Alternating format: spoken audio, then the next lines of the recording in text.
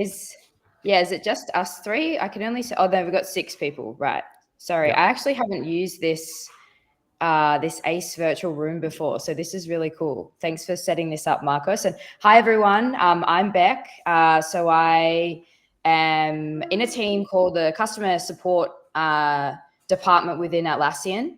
And I am the Rovo, specialist for that department. And so I do have some slides to walk through today, but Marcos gave me some really good guidance. I really would love to have like an interactive session with you all and sort of get hands-on and sort of get into maybe even building something with Rovo. So I'll maybe spend the first kind of 10 minutes going through a couple of slides. If anyone gets bored, please let me know and we can pivot really quickly. And then I'll sort of open up the floor and we can have like a nice sort of ideation session. If I'm also talking too fast, please let me know and I can sort of slow down, because I know we've got beautiful languages in the room, and I only speak one, unfortunately, and everyone, you're also amazing and you speak two. So let me share my screen.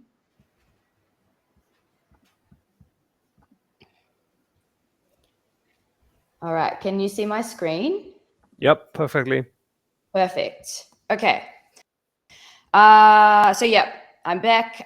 We've kind of got this nice little fun phase within Atlassian at the moment called the Rovo-lution. And so, super keen to talk to you all about, Rovo generally, but more so like around the why.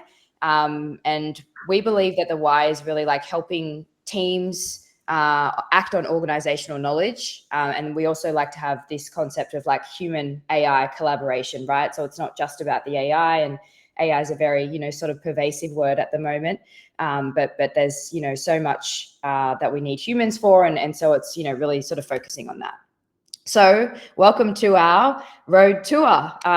So super excited to be here with you all. And thank you very much to Marcos for having me and for setting this up. Really excited to be here with you all today.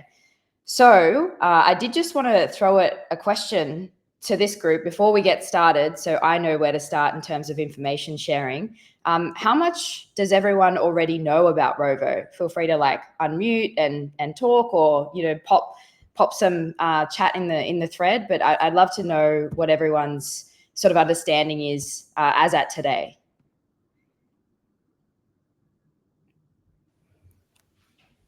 Bueno, es una buena oportunidad, chicos, para que pregunten, si quieren en español y nosotros traducimos, o pueden preguntar directamente en inglés, sobre cuánto conocen de Rovo en sí.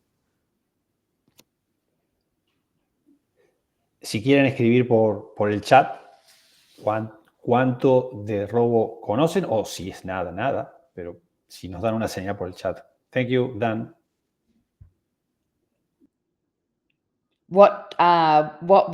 What was that, Andres and Marcos? Sorry, was that? Sorry, we were just telling the guys in Spanish the same thing, just that they can ask on the chat. So if they want to ask directly, or we can translate as well. So it doesn't matter. Amazing. Okay? Thank you so much. Emmanuel says that he doesn't know it. Yeah. Doesn't anything. Yeah. Oh wow. Okay. Facundo, I don't know. Perfect. I don't know, Ro. Okay. Yeah, and I know Brandon does because he uses it. So. Okay. Good. Good. I use Rovo. I tried Rovo. Yes, and it's pretty very like me for me. Sorry for my English, but okay. Anyway. Yeah. No, that's okay. That's okay. Did you? Yeah.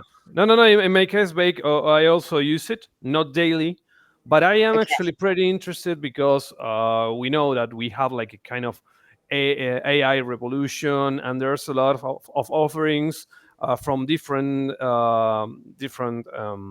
enterprises. We have like, for example, we have an Atlassian service now. Even Google has its own agent space. So it is pretty important to know and to be updated on each of these options we have. Definitely. And tell me, for those of you that are using Rovo already, are you using it for your day-to-day, or are you helping other people use it? Ok, chicos, si alguien, por las dudas, si alguien no está comprendiendo el inglés, puede preguntar en español y nosotros vamos a traducir. La consulta que hizo Bec fue directamente cómo usan los que usan Rovo, si lo usan de una manera cotidiana o cómo lo usan, como para compartir. I just said the same, Bec. I am used just for testing for me. In the case, yes. For your workflows, Marcos? For create agents with Rovo is fantastic, but only now for testing. Yes. Okay. Amazing. Okay. Thank you very much, everyone, for your input. That's super helpful, and I think there was a really great point by Dan. Really keen to learn more and how it can enhance Confluence and Jira further. So, you know, I think that is one of the benefits for having AI, you know, products and experiences surfing in Atlassian's existing product portfolio, right? Because as you all know, you're probably using, and other people are probably using various products of Atlassian. And so having the ability to like stitch those together through the use of AI, right, I think is really what we're hoping people see the value proposition in. And so I think that the so what or the why and the impact there is really about productivity and time saving, right? So I'll move into, so I'll just open up another question in terms of like what you all would like to cover today. I propose based on your responses, we can kind of cover a little bit about Rovo. I'll do a demo, and then maybe we can get into like a bit of an agent building workshop, if that all sounds okay to you all. But just wanted to throw it out to you to see if there's anything additional you already had in mind that you wanted to cover in this session. I think that like a little wrap up for those that already know it, but just with a little introduction for those who don't. That will be the same, the better. Yeah. Yes. All right. Yes. All right. So putting like Rovo to the side, right? Because I think Rovo's the solution, right? And so, you know, definitely not here to do a sales pitch by any means. I think this is more about, you know, helping you all think about applying AI in your day-to-day, you know, and Andreas, you mentioned like a really good point, right? Like there's such a proliferation of AI tools at the moment. And so I think before you even go into, okay, what tool do I need to use? It's more about like, what are we trying to do? And, you know, as humans, I think everyone is probably the same. We're kind of having to do more with less time. And so, you know, how do we become more effective, you know, in that space? And so, I think Atlassian is really trying to help shape at the moment, and I'd love feedback from you all, is how we harness something like generative AI, right? And how do you know, transition from like a natural language, so, you know, inputting like a super basic task and then having, you know, a system or a tool kind of come back to you with like a suggestion as to like how you could, you know, complete that task. We've obviously got, you know, distributed team productivity, you know, kind of happening globally. You know, you all probably work with many people, you know, and I think, you know, Marcus and Andreas, you know, being on different sides of the country, right? This is now the norm. And so I think there is this, you know, way of working, you know, where we're always all online and sort of things like that. And what that means is we have more data, you know, because we're all sort of floating on these various tools. And so, you know, how do we kind of shape that along with AI? And then we've also got like tool and data silos. So I don't know what it's like for everyone, but definitely within Atlassian, you know, we've got different teams, right? So if you have different crafts within a department or an organization working in different tools, we're all, you know, marching towards the same goal. But definitely what we've seen, and keen to hear if it's the same for all of you, is that, you know, we're sort of getting these like little silos, and that just like slows us all down a little bit. And so we're really hoping that, you know, kind of the new frontier, you know, of technology, whether that's AI or ML or whatever it is, you know, can help us sort of shape the way that we'll continue to work. And so some of these like basic and like fun principles is what and how Rovo sort of originated. So you'll probably recall we had Atlassian Intelligence, you know, which we kind of switched default on, you know, at the last team 24. It wasn't the Barcelona one, it was in the US one. And then last year we sort of announced this GA availability of Atlassian's first AI product called Rovo. And I think when we think about Rovo, right, for those that have used it, but also those who haven't, we can think about 3 key pillars of the Rovo product.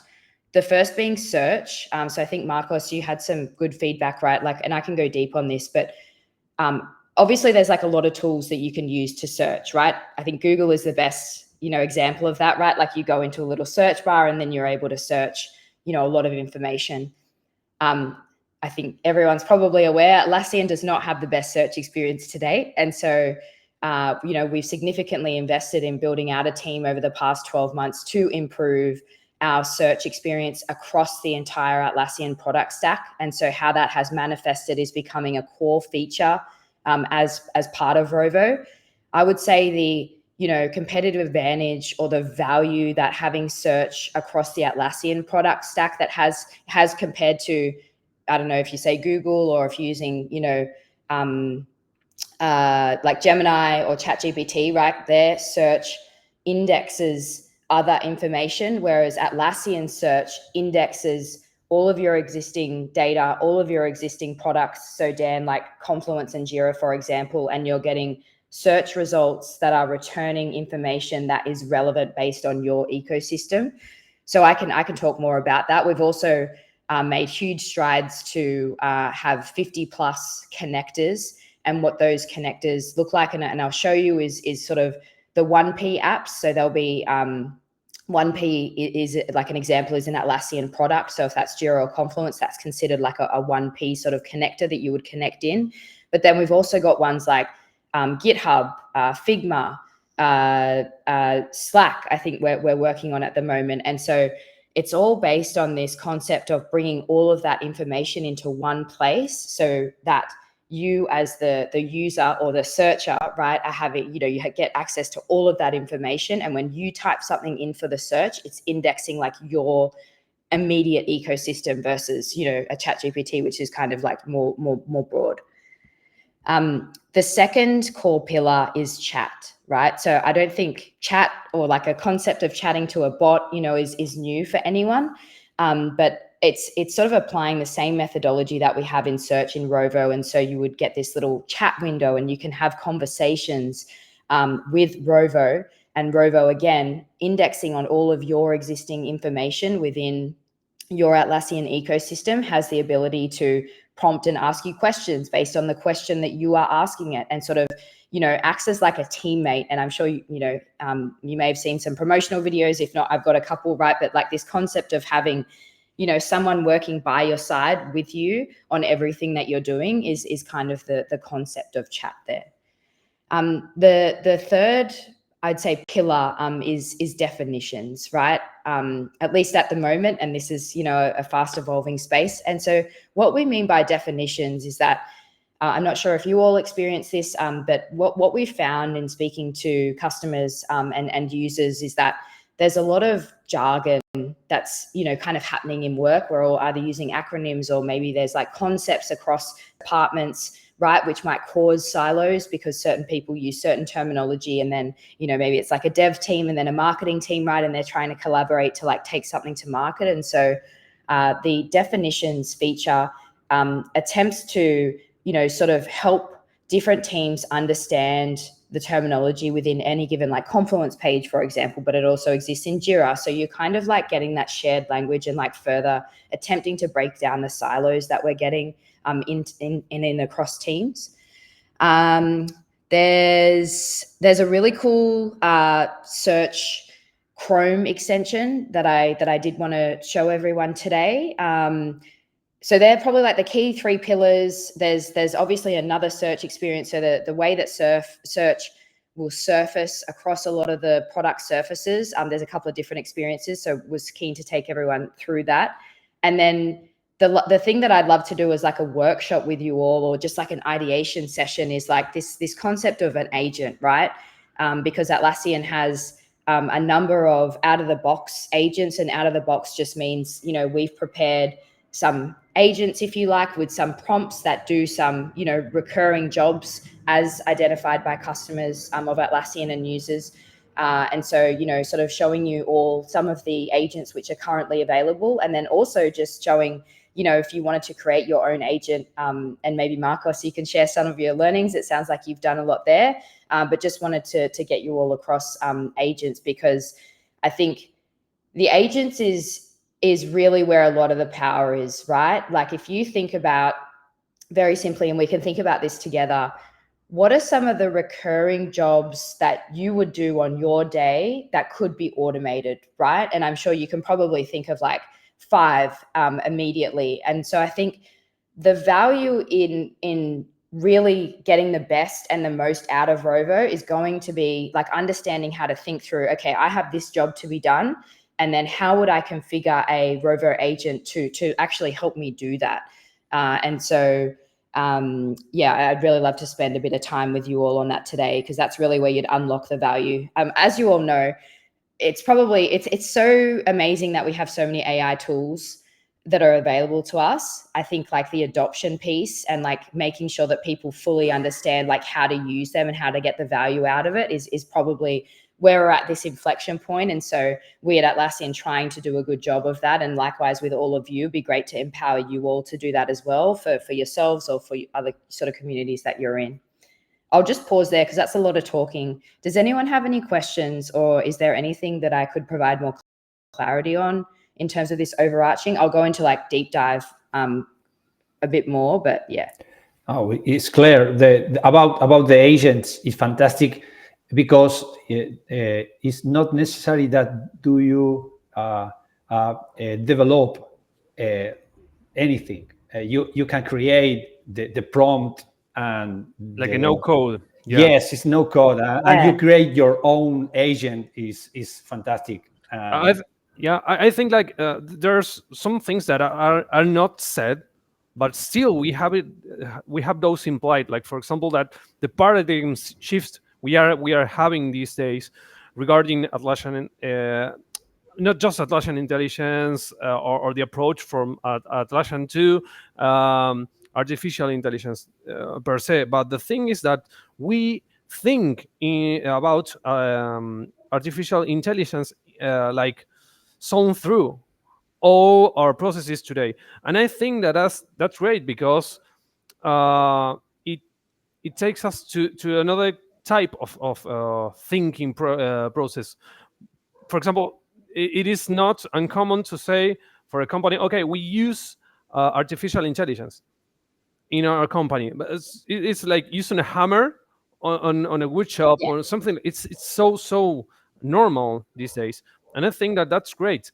But it also raises some questions regarding this, because the processes each AI takes and how they think and how we can configure them, that's the thing that might give the upper hand to one company to another regarding their offerings themselves. You know what I mean? It's like and I think that this specific point that Marcos raised about the no code point, it's like you take the artificial intelligence from a super technical place to a like user level, and I think that's great. Of course, we have to administer it properly and make very good prompts, and I think that type of responsibility also comes to the user itself, because the user has to understand how it works, and it's not that complicated nowadays. Yes. And so it is great because it empowers the user. Finally, it's like, okay, you can say how you want this particular function to do its work. So it's not like, oh, you have to know a specific language and start studying, and so it's so immediate. Yeah. I don't know the guys. Let me ask them in Spanish. So if they have any question. Yeah, okay. Please. Chicos, ¿alguna pregunta hasta ahora? Sé que estamos todo con el inglés de corrido, pero si tienen alguna cuestión puntual que quieran ahondar o que quieran hablar, la pueden decir tanto en español como en inglés y la vamos a tratar. ¿Bien? Rápidamente en español, las funcionalidades que mencionó sobre el buscador, el search. El buscador es el super buscador, realmente busca en todo lo que tengas integrado, no solamente en el contexto de tu instancia, sino en lo que tengas integrado, y es increíble, en Figma o en lo que tengas integrado. Y después lo que mencionaba, digamos, en cuanto al tema de el chat con los agentes que ya vienen preconfigurados. Hay un montón de agentes que vienen preconfigurados y que vienen disponibles con Rovo, además de lo que uno puede crear y personalizar como agente propio, digamos, que tome como información para responder el contexto de la instancia. Con lo cual también ahí hay un tema de seguridad. About the security, Bec, about the security, that is very important to say. I say in Spanish. Andrés said in English. Yeah, okay. Es importante que muchos se cuestionen el uso de la inteligencia artificial porque la información viaja a manos de OpenAI o cualquier otra inteligencia artificial. En el caso de Atlassian, queda segurizada en el contexto de la instancia de Atlassian y toma la información del contexto de Atlassian. No va a tomar otra información que no sabemos de dónde viene, con lo cual es muy interesante, muy poderoso el tema de seguridad y de la inteligencia generativa de Rovo. Ahí, decilo vos, Andrea. Sí, okay. Just Marcos said about the security itself from Rovo, that it raised some concerns, but it is pretty great the approach you have, because it takes some, like, it is on a closed environment rather than just connected anywhere else. And the thing is that the usage of the current user function makes it so that the permissions you are using are from the current user. Just it's not like you have to set a specific permit or a specific set of permissions in order to use it properly and without any security breaches.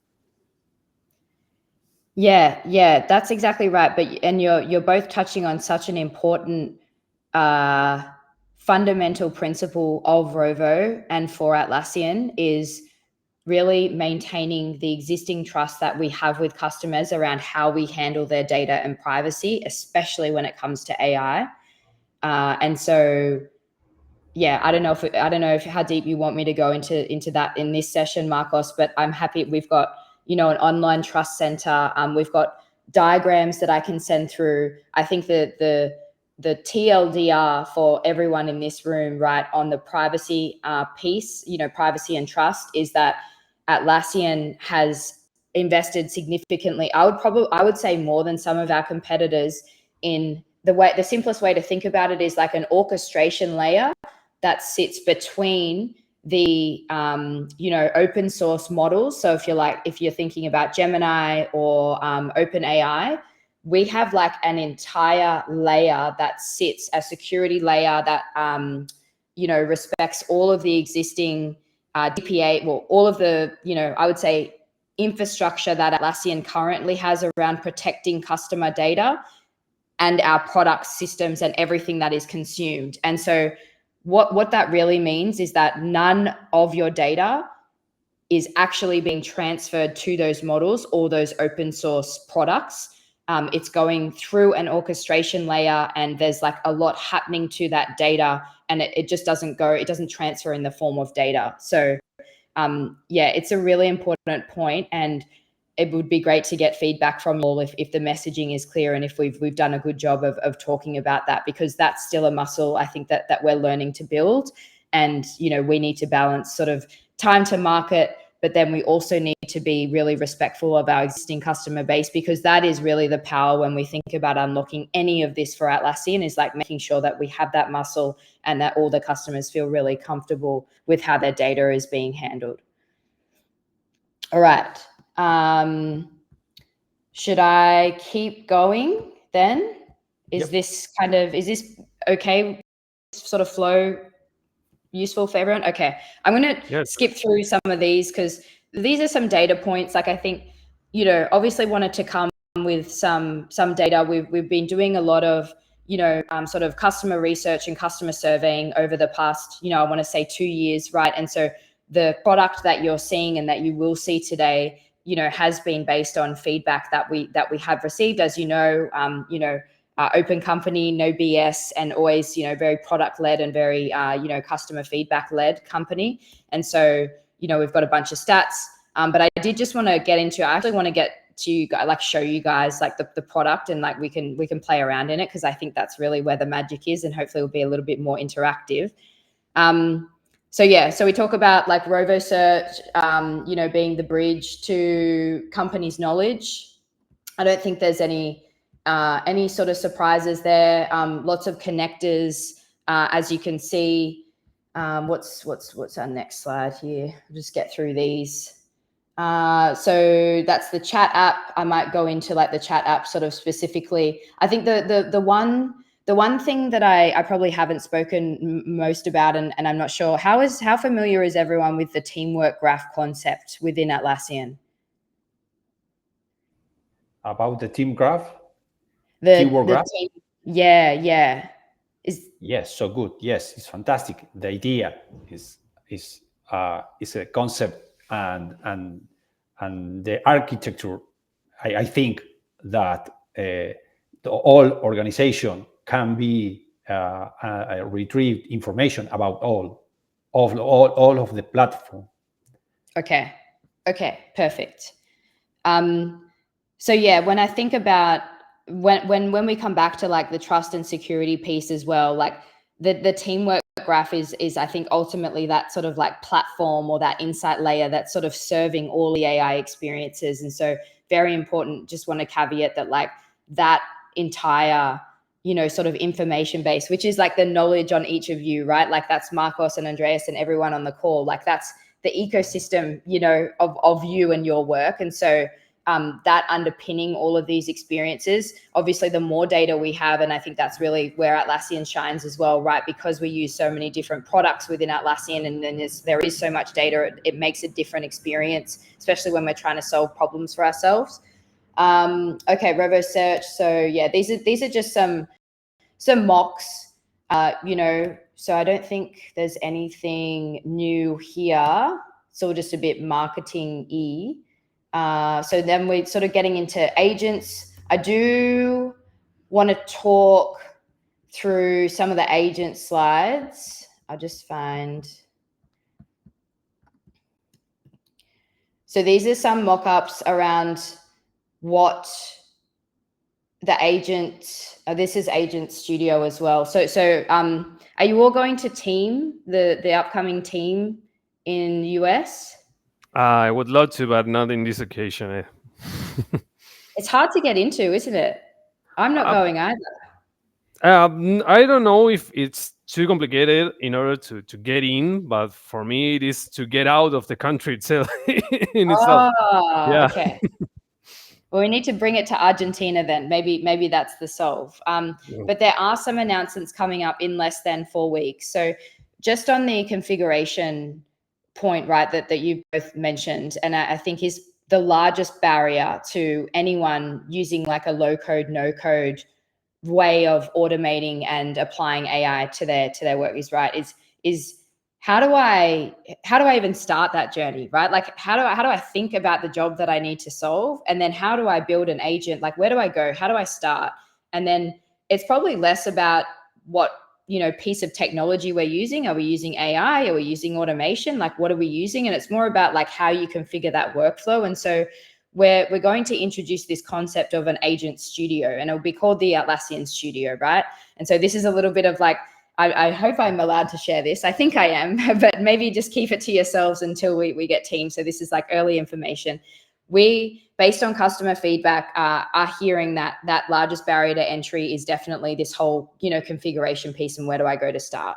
So what Atlassian is looking to do is to really transform that space and have a dedicated experience or app where you can go and you can, sort of be configuring your agents. Now, this will be separate because we've got, Rovo, it's obviously got a lot of out-of-the-box agents, but then we do want to give customers the ability to configure their own agents. And so we'll be looking to do that. So in terms of Rovo agents transforming knowledge into actions, right? So thinking about like the teamwork graph and like all the knowledge that you would have, having the ability to then pull in and basically like have work blocks of different things that you're trying to achieve in order to, you know, that job to be done that you actually originally started with is kind of the vision there. I got like a few different agent experiences. So depending on what use case is most interesting to everyone here, what we're trying to do is solve across like the entire kind of software development lifecycle, all crafts, all teams. So, you know, you could think of someone in HR, right, that has a bunch of jobs to be done. We've got an out-of-the-box hiring manager assistant, for example, that an HR manager within a business could go in and use. And then they could use that workflow to configure to then, you know, solve some of the jobs that they're looking to complete themselves. We've got the Chrome extension, which I'll show you all. So again, here's some of the, is anyone familiar with the concept like out of the box agents? Do I need to go any deeper on that, or does that make sense? And are you all familiar with that? Let me ask the guys. Okay. ¿Algunos de ustedes chicos tienen idea siquiera de lo que son los agentes out of the box, así como vienen preconfigurados? Yo creo que no. Yo creo que por lo que vimos de la respuesta nadie está. Es muy introductorio los chicos que están. No, más que nada porque hay 2 o 3 chicos que sí lo usan, pero quiero ver el alcance que tienen, ¿no? Igual no vendría mal un repaso. Claro, en ese caso, como dice Brandon, es como crear una personalidad del bot, claro. O sea, inicialmente cuando ya vienen unos preconfigurados. Y ahí es justamente lo que vos mencionás, es la configuración de los agentes. Claro, claro. Bec, I think it would be great if we can do a little introduction for those who don't know it. Yeah, definitely. So when we think about out-of-the-box agents, I think going back to what Marcos, yourself, and Andreas said earlier, right? If you thought about a job to be done today, like let's say you have to go and do something after you get off this call, you're likely to go and do like 10 or 100 things. One of the things that Rovo attempts to do is, based on feedback from customers, right? Think about what those jobs that any given person has to go and do, and then has tried to like configure a workflow basically. So I think like the best example would be, and I've actually got a flow here I might show you guys specifically. I'm just going to stop sharing and share a new slide, because I think this is, how do I go here?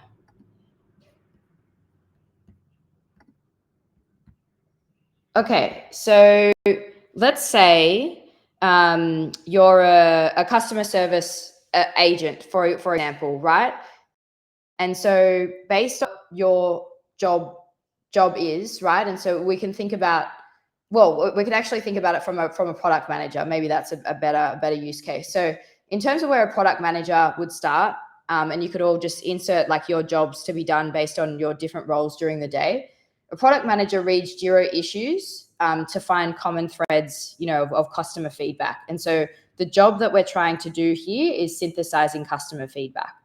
That product manager would then need to build a hypothesis, evaluate it, you know, before sort of bringing that to the development team to think about like, how would we develop this idea? And so they would need to create or develop an epic, right? And that could also be done in Jira. The next job that they would be doing is, you know, you would kind of be going, so let's say you've got all of your feedback synthesis from Jira issues that maybe exists in Confluence, maybe it exists on a Google Doc, you know, could exist in Slack, right?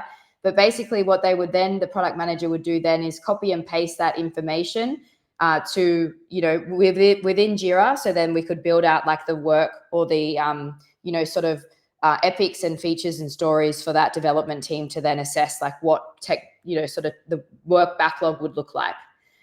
Then you would have a Scrum Master that would reconcile that Jira maybe with the reality, right? So what does the backlog look like? What are we trying to deliver to customers, and how are we going to drive impact? And so there'd be like quite a lot of jobs there. then you kind of come into this like more where you've got your software engineer, right? And so what they would need to do is be able to sort of hop between Jira. They've probably got some docs, right? And then they might have GitHub, like where their code is. And so everyone's sort of, toggling between those in that job and that kind of persona between what they need to do.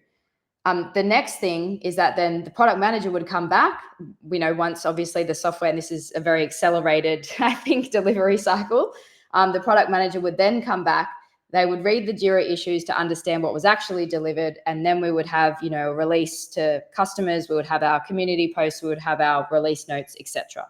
So if we going back to what an agent, is really trying to do here, it's somewhat trying to think about, okay, where do I need to build something and configure to, help me with my workflow, help this specific persona, or help this specific job to be done, either automate it where possible or where can it be done faster.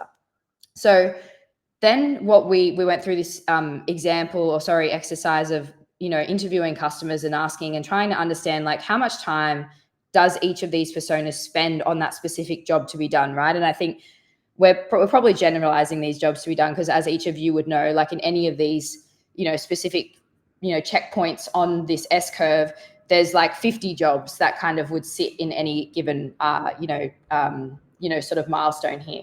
20 hours, for example, in synthesizing customer feedback. I'm sure each of you do a version of that in your job, like whatever your role is, right? But like getting feedback from stakeholders, customers, other folks, right? Like that's something I think we all do a lot of. And so you can see that's a lot of time spent there. We've got like another 8 hours then, right, to transition or synthesis, like take that synthesis and then, put that into something, that then the developers would even consider or understand, right, and help articulate what that would look like. We've then got another 16 hours, spent. And again, this is just sort of generalized time, but you can start to see the like buckets of time that are being spent by each of these personas on each of these jobs. And you could imagine like how quickly this time, sort of grows across an entire organization, right? If you have a really large organization, like, and if this is just sort of one team, you can imagine, organizations where there's a lot more teams and like how this time is growing. You've also then got like, well, what we found when we were speaking to customers is there's like lag time. So then you'll have these like 2-day or 4-day periods, like 2 week here, right before, actual time to value or time to getting something into the hands of the next person or even into the hands of the customers is obviously growing. I think this one was the most concerning to us, like when we're thinking, right, and like where they could add the most value is something like an 8-week time zone, between engineers and then getting something into the hands of customers, like obviously super, just so much area, like room for opportunity there. So then when we come back to what we were originally talking about, these like out of the box agents, right? And like, how did they originate? Based on all these jobs to be done, and then based on all those personas, Atlassian has then attempted to like come up with these specific agents that have like back-end prompts, and I can show you what those prompts look like, right? Based on all of those jobs that you saw in that S curve. And then, you could effectively then replace this entire S curve with one of the Rovo agents, and these are all available as for today, and I'll give everyone like a QR code so you can go and play with them. They're available to customers, right? And so what these agents do is talk to the other agents. So they're trying to create like an orchestration layer within an S curve within anyone's given like job and day, and then we're also working between different tools. So earlier, when I talked about having like the different connectors that are available. So if Atlassian connects with GitHub, for example, this out of the box agent, and I think it's called the GitHub Copilot agent, I have to confirm, actually speaks to GitHub. Rovo, the Atlassian agent, will speak to GitHub, and then it's sort of, helping to review code and helping to build this like executable specification, sort of in more jobs to be done there. So that's, I think, at its highest level, and obviously that's super high level, how we can think about the reality of those out of the box agents and the value that they're translating to customers. I'll just pause there because that's lots of talking. Yeah. Yes, about the process, all the process is covered with Rovo agents. It's fantastic. It's another world. It's another world, another time. It is. It is. All right. Okay. So that's a lot of slides and a lot of, I know we're time check, sort of got 15 minutes or so left. Should I now sort of jump into the actual product experience? And I'll give everyone, I don't know if people are on laptops, but if you want a QR code so you can go and you can actually play in this environment yourselves, how does that sound? I don't know. Maybe we can just jump in, because I would love if you could have a little more time in order to show us, instead of just stopping because of the recording of this session. So it's okay. Yeah, sure. So anytime the guys can come back or contact Marcos or myself. So okay, perfect. All right. Okay, so first thing that I wanted to show you is the Google tab, and I have to apologize. I'm actually showing you my work environment. So some of the things you see won't be available because we're still testing them. So this is a very early preview of what it will look like. The environment that I wanted to show you guys, you're probably all familiar with Atlassian's kind of like demo insight. If you're not, we have this demo instance, which I should be using, but as you can see, it's looking like this. So it's not working for me today. So I'm going a bit rogue. So we talk about Rovo having this Chrome, right? And so what the vision is like you would literally open up a new Chrome, just like you do, if you're like opening up a new Safari instance or a new Google instance, and you would get this Rovo interface.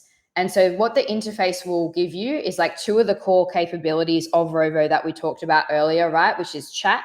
So that's the ability of like, literally, what do I need to do today? Sorry, Bec, we can. Oh, you can't see my screen. Yes, your screen. Yes. Oh, how no wonder silly. the typing was too intense. You guys are like, what are you doing? Yeah, no problem. How do I just do my entire screen? Okay, here we go. Okay. All right. Sorry. So let me go back. No problem. Got it. All right. Yeah. So like I said, what you can see on my screen, you'll probably see some stuff that's early about. So again, everything stays within us and our little pod, because this what I was showing before. I'm kind of, I don't know what's going on. I got to troubleshoot all of this, but that's not your guys' problem. So the vision for a Chrome extension, right? And so I've literally just gone to open up a new Google tab, as you could do for Google, for example, when we're trying to find something. The vision really here is that, you in your day-to-day, you just open up a new Chrome tab. And so I'm Bec, right? Like I'm starting my day, I'll start my day after my session with you guys. And so I'll probably want to know, like, what do I need to do today? Need to do today. Okay, so there's a couple of things that are happening here. When we were talking about like Rovo chat, right? And I was mentioning that you can go backwards and forwards with this like chatbot instance, right? That has all of your information that's pulling from the teamwork graph and like all the different tools that I'm using. That's popped up open into a chat window here. And so I can speak to my team assistant, if you like. The other thing though, actually,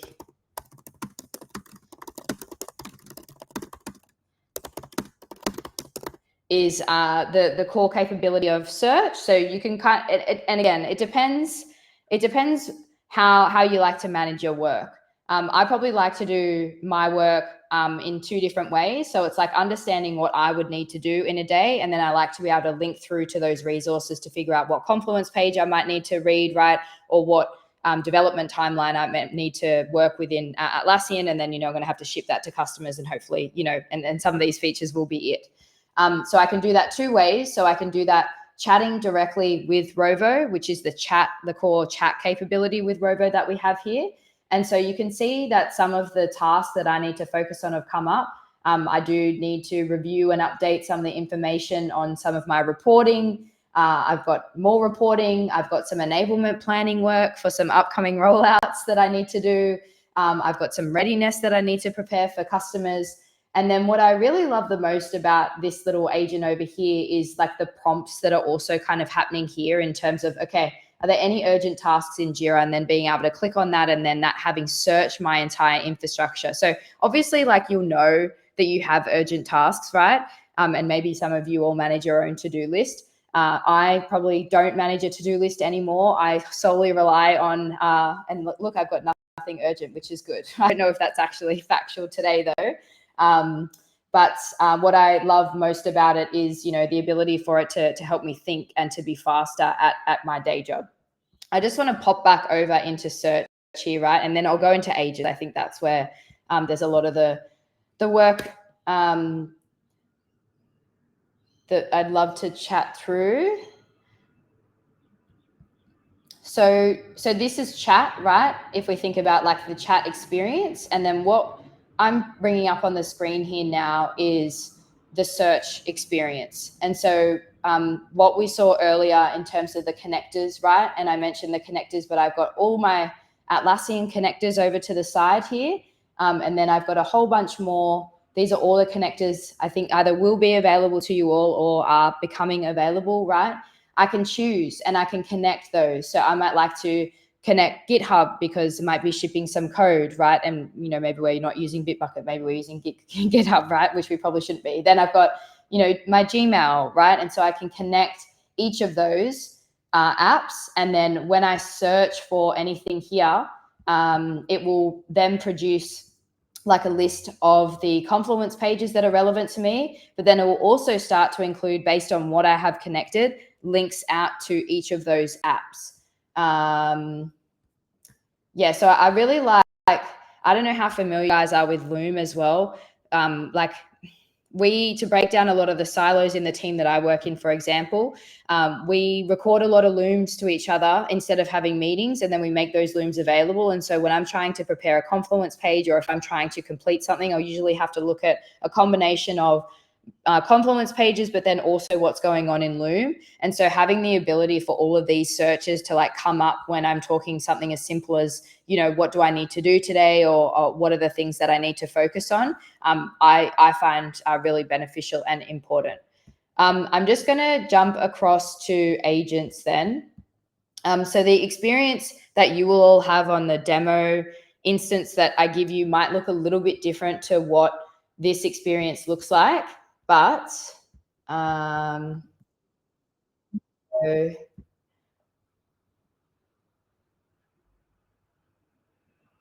okay, so this is the agent, I guess, interface that you can think of, and like where you can find all of the out-of-the-box agents that we were talking about. And so one way that you can find an agent is to think about like the job that you're trying to do. So let's say I need to go and write a blog, right? I'm going to be like, find an agent to help me write a blog.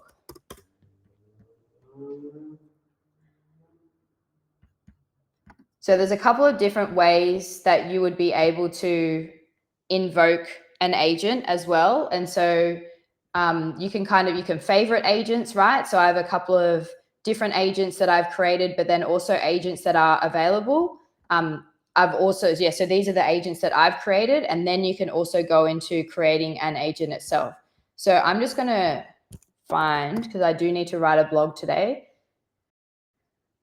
There's a lot that are available out of the box. And so when you guys go the agent experience, you'll have the option to select any of these agents. Let me just talk through.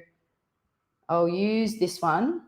So once you open an agent, it will populate into this shared screen here. So let's say I need to write a blog post, right? And you might already have some points that you need to write. If not, what you can do is just get the agent to pull, and it'll pull on all the information, and then it will basically produce a draft. And then what you can do with the agent is you can go backwards and forwards like you would in any of the other tools, and you can decide to bring in other information, and you can see how like quickly the blog is being prepared. What's happening on the back end here, right? And this is depending on if you've used like low code or no code, depending. But what's happening is that it's pulling different sections based on how you've asked that blog to be structured. And then you can also have it pulling different data points. So maybe that's like point to this Jira project, right? And pull out the key highlights. Or maybe that's like point to, something more public facing that is also pulling information there. So I'll also just go into what it looks like to create an agent as well, right? So when you would want to create an agent, you can basically tell your agent, what you would like it to do. Marcos, do you want to tell me a job that you would have done when you went through this exercise? And I'll type it in. I don't know. It's okay. I put you on the spot. Andreas, or is there any jobs? Someone give me a job. The time or the weather. Can Yeah. The agent for give me a weather.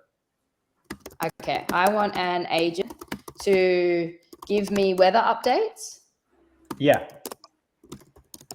In Argentina. Córdoba, Argentina. Okay. Specifically. In Cordo. Yes. Whoops. Did I spell that right? Yes. Okay. Córdoba, Argentina. Because Córdoba in Spain is it is. Yes, part of Spain as well. But no problem. It's okay. Okay. All right. Okay. So now you can see, so what is happening here, and this is the configuration of an agent that we are all building right now, is that the agent, or the creation here, the agent has actually built an initial profile for our weather update agent focused in Córdoba. Now let's decide a name for the agent. What should we call it? Do we have something more fun than weather guide? Or we should just call it that? No. Okay, Cobby. Let's say Cobby. Cobby. Is it Cobby? Yeah. Okay. Oh, let's call it Cobby. Yeah.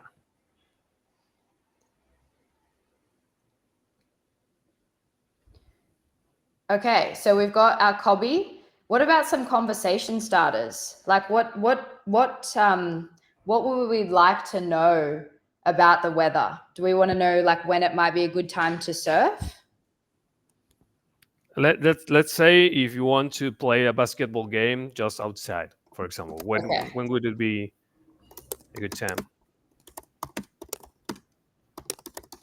I want the agent to tell me when it would be a good time of day.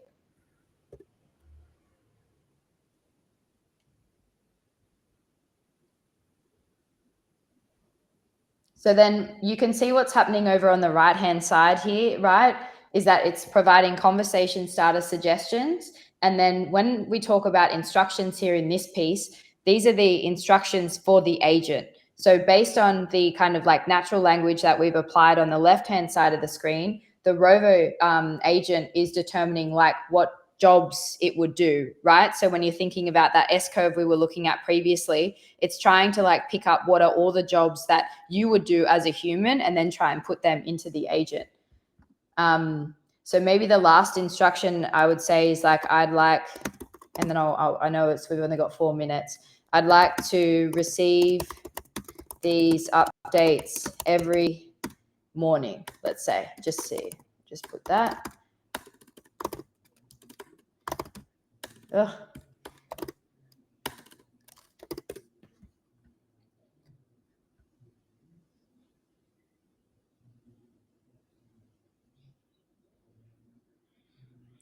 Okay. All right. So, are there any other particular jobs or features you'd like Cobby to have? No? Maybe can we tell him to give a that joke as well each time? Give a what? That joke. Yeah. Oh yeah, we can. We definitely can. Okay, so Nice. Give me a joke each time you tell me about the weather. Whoops, bit of a typo there.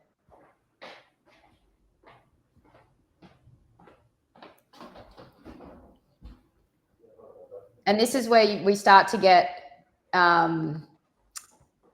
some of the tonality and the fun bits of the agent, right? Because then it will ask the agent to have like a humorous touch and provide things like that. Okay, so now we've created our agent. I'm going to click next. It then will, and this is all in the configuration space, right? And so the objective here is to make it as easy as possible for anyone creating an agent. So, you can obviously make any changes you'd like, think about any additional jobs, right, for Cobby, or anything else that you're configuring for your conversation starters.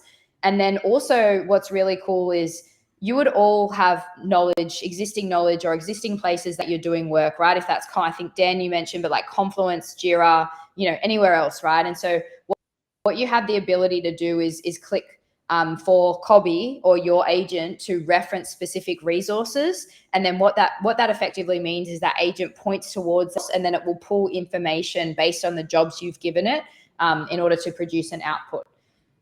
You can also add actions, right? And so when we think about actions, we think about other things like automation. You might be using, some asset features in JSM. You might be using some different features within Confluence. And so having the ability to like bring all those existing things that you're doing into your agent is the plan here.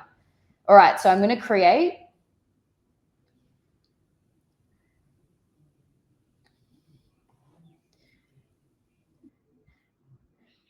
Okay, and then what we can do is we can actually make this like publicly available. So save. Okay, so this should be fine now. Yeah, so I guess what this window is showing you, then you can either, you've got the tools to your kingdom, right? So if you want to have these agents available, maybe just to yourself, maybe that's an agent you only want, or you might be building an agent for other people. And so you can have the ability to like publish that. Could be publicly available, right? And you're sharing it with other people, or you're just sharing it with like your internal team or other teams that you're sort of moving towards. So I just want to confirm that I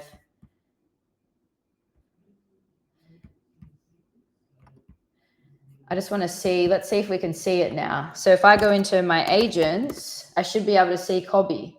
Here we go. So I can see Cobby. And then I can say, what's the weather like today, Cobby? And I'm hoping that it comes back with a joke for us, right?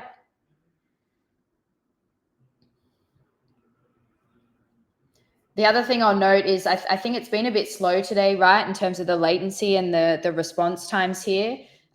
We're doing a lot of testing. I suspect that in your instance, it would not be this slow, but very slow on my instance because we're gearing up for team and there's a lot of updates that are sort of coming out. So here we go.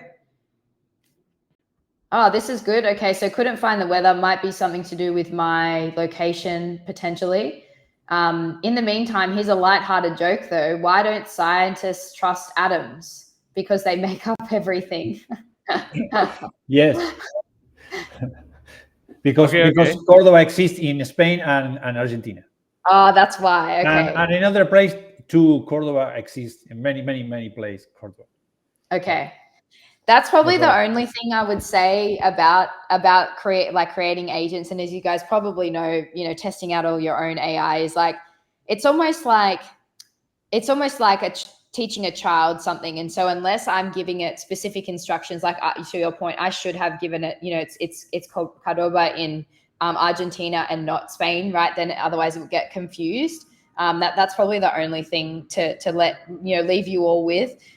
Is sometimes it's just hard with those prompts. But the objective of having these agents that you can build yourself is that you shouldn't have to do too much prompt building, right? This is low code, no code, as we discussed at the beginning. There is, an option where there is a more technical, I can provide resources on that, right? Like if you want to do your own prompt engineering, you also have the ability. But this is supposed to be sort of the experience for each of you all there. So I'll just pause there because I realize we're already at time.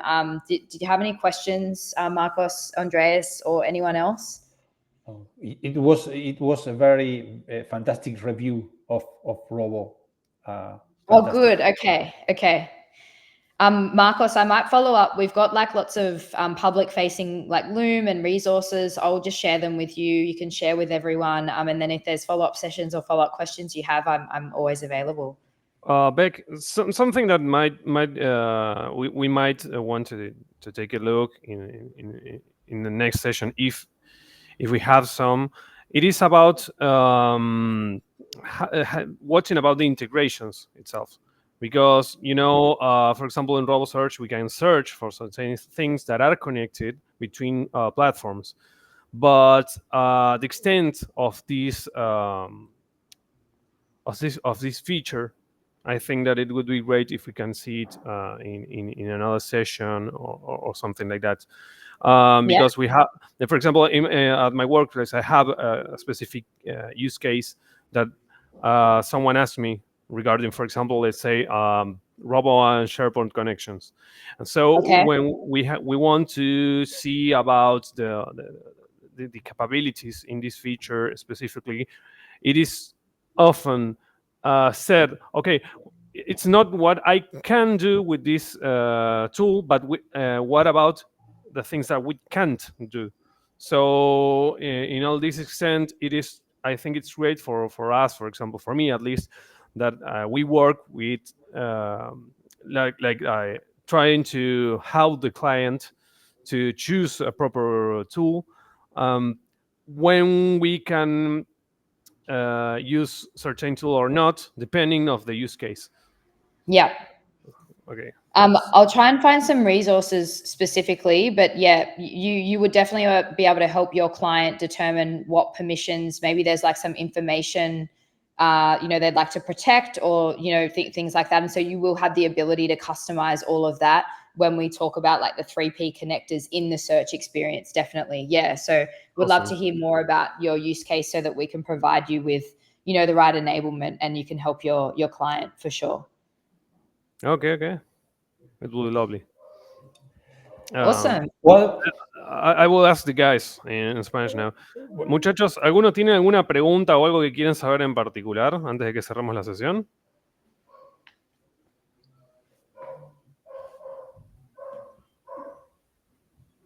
Hay algunos que se tuvieron que retirar temprano. Ok. Se tuvieron que retirar, me dejaron un mensaje por privado. Okay. But it's okay. I can public this recording. We share. I think there are not further questions, but I think that case specifically would be lovely if we can see it in the next session. Okay. Yeah. But definitely. Becky, thank you so much. It's been lovely having you here. Oh, likewise. Thank you so much for having me. Yeah, it was really nice. Loved spending time with you guys. Oh, how good are the reactions? Oh, yes. I didn't know that we could do that. I love this. All right, we'll chat to you. Thank you. Hopefully again soon. See you. Bye. See you. Bye. Team 25. Okay.